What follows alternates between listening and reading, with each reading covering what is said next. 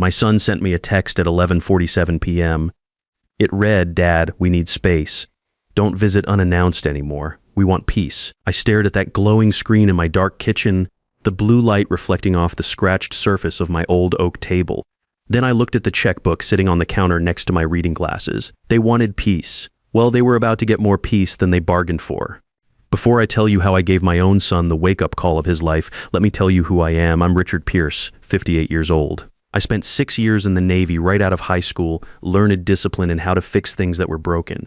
After discharge, I worked my way up from apprentice to union foreman over 30 years, building bridges and office towers across 3 states. My hands are still calloused from handling steel and concrete. I took early retirement last year when my back started giving me trouble. 3 decades of heavy lifting will do that to you. I raised my boy Tyler alone after my wife Sarah passed 15 years ago. Cancer took her when Tyler was just 17, still in high school. Those were the hardest years of my life, but we got through them together, or so I thought. For the last 5 years, ever since Tyler got married, I've been writing checks to keep him and his wife Ashley living like they were born rich. And all this time, they've been treating me like their personal ATM with legs. The next morning came fast. I was out in my garage, a 2-car space that I'd converted into my workshop years ago. The concrete floor was permanently stained with motor oil and sawdust. Toll pegboards covered every wall, each wrench and screwdriver in its proper place. The air always smelled like WD-40 and wood varnish,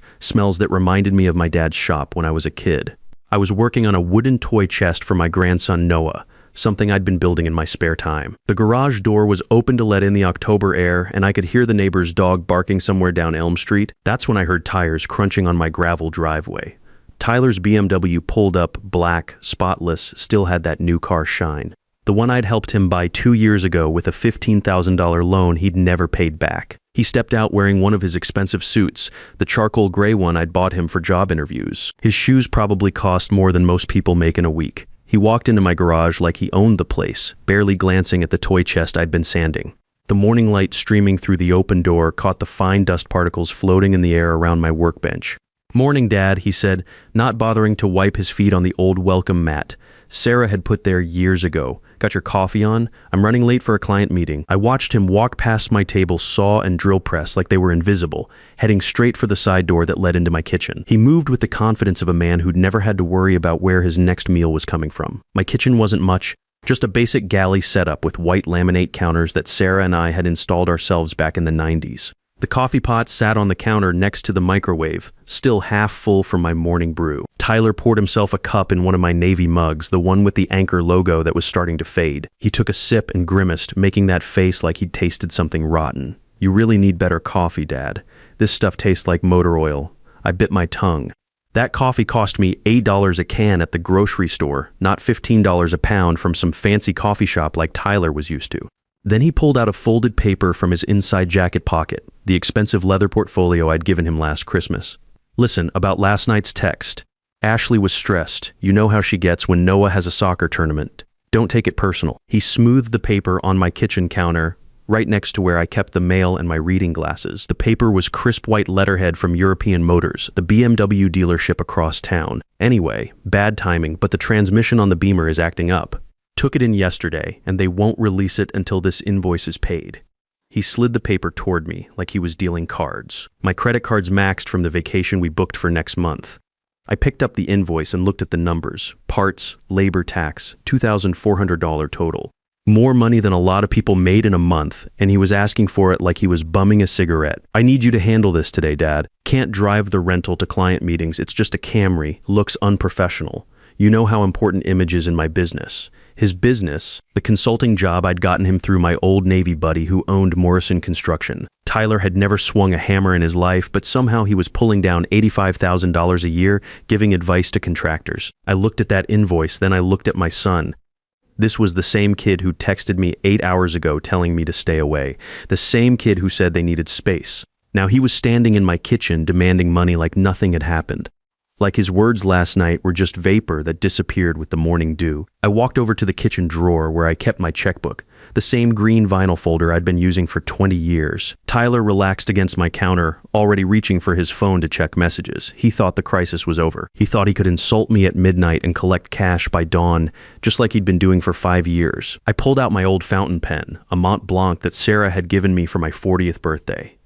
The weight of it felt solid in my hand as I opened the checkbook to a fresh page. I wrote the date minus October 15th. I wrote the dealership's name in my careful handwriting. I wrote $2,400 in the amount box, spelling it out below, $2,400 and no cents. I signed my name at the bottom with a flourish, Richard Pierce. Tyler was scrolling through his phone, probably checking his social media or texting Ashley about something. He wasn't even watching me write the check. That's how certain he was that I'd cave, just like I always did. I held up that check and looked Tyler in the eye. For a second, I saw the little boy who used to help me in this same garage, handing me tools and asking questions about how engines worked.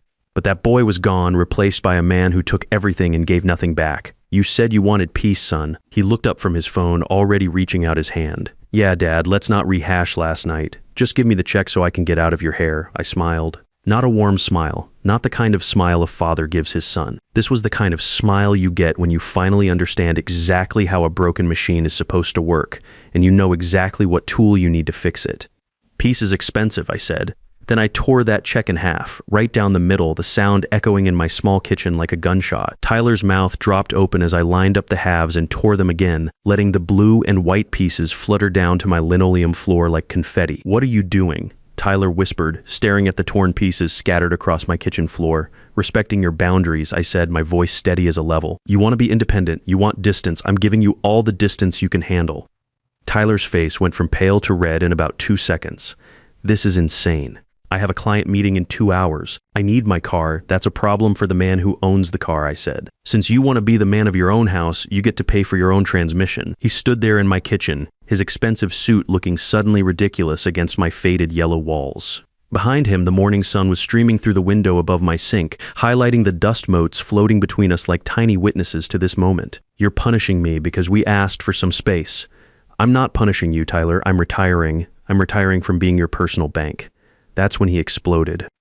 The words came pouring out of him like water from a burst pipe, called me petty, childish, bitter, said I was having some kind of breakdown, that I didn't understand how the modern world worked, said I'd never see Noah again if I didn't write another check right now. I just stood there and let him vent, watching his face get redder and redder. When he finally ran out of steam, I pointed toward the door that led back to my garage. Get out of my house, son. His mouth opened and closed like a fish out of water. Dad, you can't be serious. I've never been more serious in my life. You wanted peace? Here's your peace. Now get out. He bent down and grabbed the torn check pieces from my floor, like he could tape them back together or something. His hands were shaking as he stuffed the fragments into his pocket. Fine, he said, his voice cracking. Be a bitter old man. See if we ever invite you over again. You won't see Noah, you won't see any of us until you come to your senses and apologize for this. He stormed out through my garage, his footsteps echoing off the concrete floor.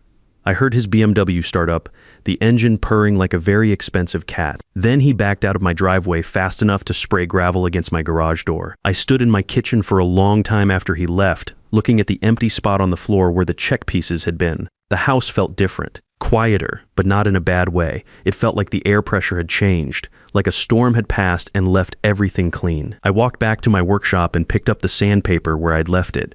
The toy chest for Noah was nearly finished, just needed a final sanding and a coat of stain. I ran my hand over the smooth pine, feeling for any rough spots. The wood was solid, built to last. Not like the flimsy particle board furniture you got at the big box stores these days. That afternoon, I made a phone call.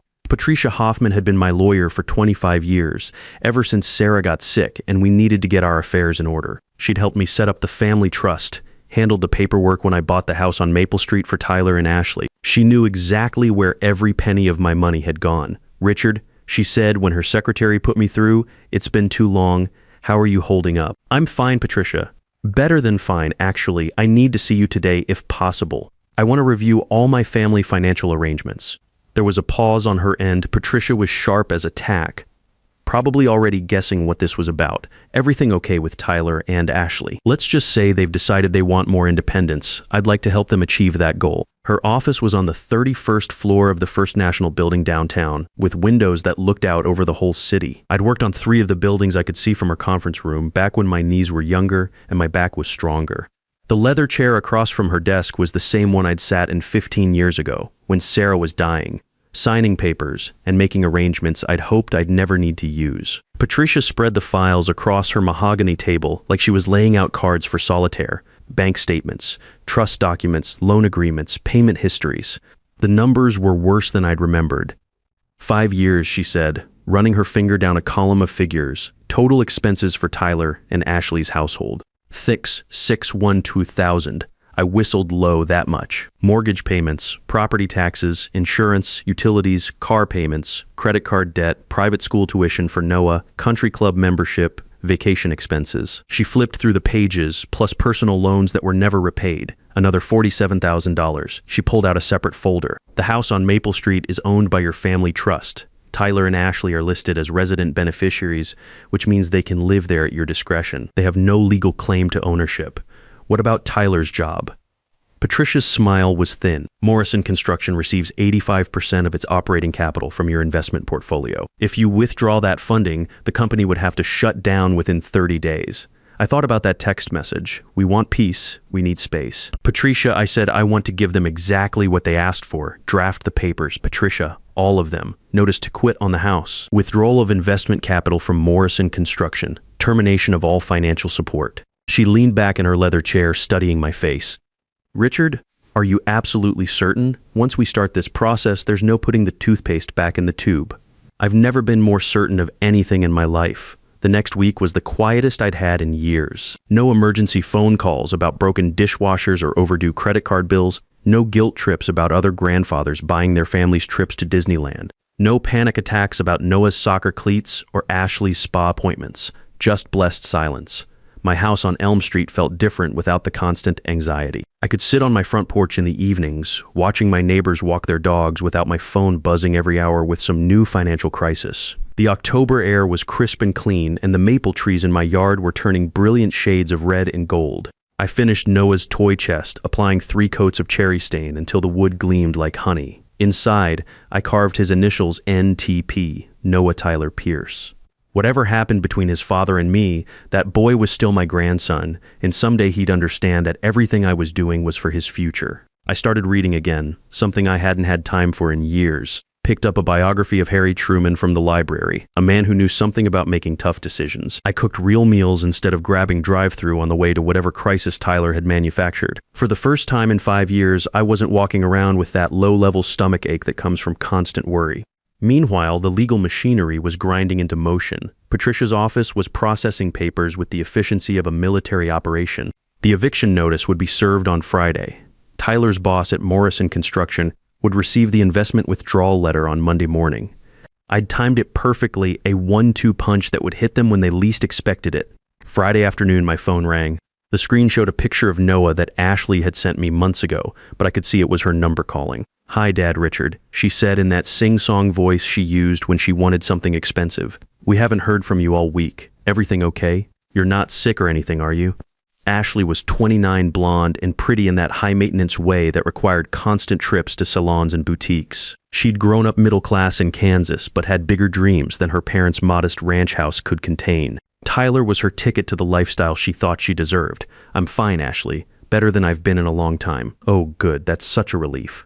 "Listen, we're finalizing plans for Noah's 9th birthday party next month. We found this incredible venue, Adventure Zone with laser tag and rock climbing walls. All his friends from Riverside Academy are coming." Riverside Academy, the private school where tuition costs more than most people's cars. "The thing is," she continued, "the deposit is due today, and we need about $3,000 for the whole event. Can you transfer that to our checking account this afternoon? The party planner needs confirmation by 5 p.m. I looked out my kitchen window at the bird feeder Sarah had hung from the oak tree. A cardinal was perched there, bright red against the autumn leaves, completely focused on cracking open a sunflower seed. "I already took care of Noah's birthday gift," I said. "Oh, wonderful. I don't see any transfer in our account yet, though. Did you send a check?" No, I put $5,000 into a $529 education fund in his name. It's locked away for college expenses. The silence on the other end stretched so long I thought the call had dropped. What do you mean, locked away? We need that money for the party, Richard. We already put down deposits. Then you and Tyler should pay for the party. That's what parents do. Her voice climbed an octave. We don't have $3,000 just sitting around. You know, Tyler's salary barely covers our basic expenses. Basic expenses. Their basic expenses included a $4,500 mortgage payment, $800 car payments, and a country club membership that cost more than most people's rent. Ashley, I've been covering your basic expenses for 5 years. It's time you and Tyler learned to cover them yourselves. That's when the mask came off. The sweet voice disappeared, replaced by something sharp and ugly. You can't do this to us. We have commitments, Richard. We have a reputation to maintain. What are people going to think if we have to cancel Noah's party? I don't know, Ashley. What do you think they'll say? This is about the stupid text message, isn't it? Tyler explained that to you. I was stressed about Noah's soccer tournament. You're really going to punish an 8-year-old boy because your feelings got hurt. Noah is 9, Ashley. And no, I'm not punishing him. I'm protecting his future from parents who think money grows on trees. She started crying then. Or at least making crying noises. You're ruining everything. You're a selfish, bitter old man, and I'm going to make sure Noah knows exactly why his grandfather didn't care enough to give him a proper birthday party. You tell Noah whatever you want, but when he's 18 years old and looking at that college fund, he'll know who really cared about him. I hung up. The cardinal was still at the feeder, methodically working through the seeds. Smart bird. It knew how to take care of itself. 20 minutes later, Tyler called. I let it go to voicemail, then Ashley called again, voicemail, then Tyler again. I turned off the ringer and went back to my book. Monday morning was going to be very interesting. Monday morning arrived like a freight train. I was up at 5:30, same as always, making coffee in my quiet kitchen. The house felt different now, lighter somehow. I'd made my decision and set the wheels in motion. Now all I had to do was wait for the dominoes to fall. At exactly 9 a.m., a white FedEx truck pulled up to the house on Maple Street. I knew because my neighbor, Jim, had agreed to keep an eye on things for me. Jim was a retired postal worker who spent most of his time watching the neighborhood from his front window. He called me as soon as the truck arrived. Rick, your boy's getting some kind of official delivery. Driver's making him sign for it.